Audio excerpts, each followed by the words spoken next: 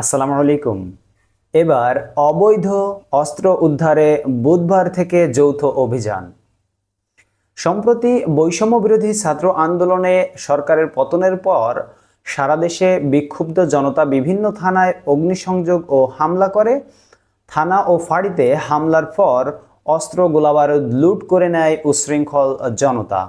এখন পর্যন্ত উদ্ধার হয়েছে লুট হওয়া ৩,৮৭২টি অস্ত্র ও গোলাবারুদ। এর পরিপ্রেক্ষিতে বুধবার ৪ সেপ্টেম্বর থেকে অবৈধ অস্ত্র উদ্ধারে যৌথ অভিযান চালানো হবে বলে জানিয়েছে স্বরাষ্ট্র মন্ত্রণালয়। রোববার ১ সেপ্টেম্বর স্বরাষ্ট্র মন্ত্রণালয়ের জনসংযোগ কর্মকর্তা ফয়সাল আহমেদ এক বিজ্ঞপ্তিতে এ তথ্য নিশ্চিত করেছেন।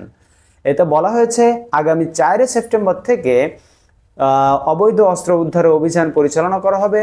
কোনো ব্যক্তির কাছে এ ধরনের অস্ত্র ও গোলাবারুদ রক্ষিত থাকলে আগামী ৩ সেপ্টেম্বরের মধ্যে নিকটস্থ থানায় জমা দেওয়ার জন্য পুলিশের পক্ষ থেকে জানানো হয়েছে।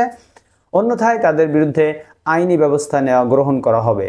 এর আগে শনিবার ৩১ আগস্ট পুলিশ সদর দফতরের মিডিয়া অ্যান্ড পাবলিক রিলেশনস বিভাগের পুলিশ সুপার ইনামুল হক সাগর জানান, সারা দেশ থেকে সম্প্রতি লুণ্ঠিত বিভিন্ন ধরনের অস্ত্র, ৩,৮৭২টি গোলাবারুদ, গুলি ২,০৮,৬১৬ রাউন্ড, টিয়ার শেল ২২,২০১ ও সাউন্ড গ্রেনেড ২,১৩৯টি, এইগুলো তারা উদ্ধারের জন্য যৌথ অভিযান পরিচালনা করবে।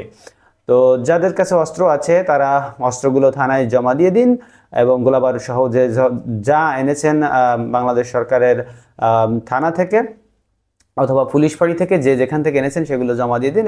এই জন্য সরকার অনুরোধ করেছে আপনাদেরকে, এবং আপনারা যদি জমা না দেন তাহলে যৌথ অভিযান করে এইগুলো তারা উদ্ধার করবে। ধন্যবাদ সবাইকে ভিডিওটি দেখার জন্য। আমাদের সাথেই থাকুন। দেখা হবে পরবর্তী ভিডিওতে অন্য কোনো টপিক নিয়ে। আল্লাহ হাফেজ।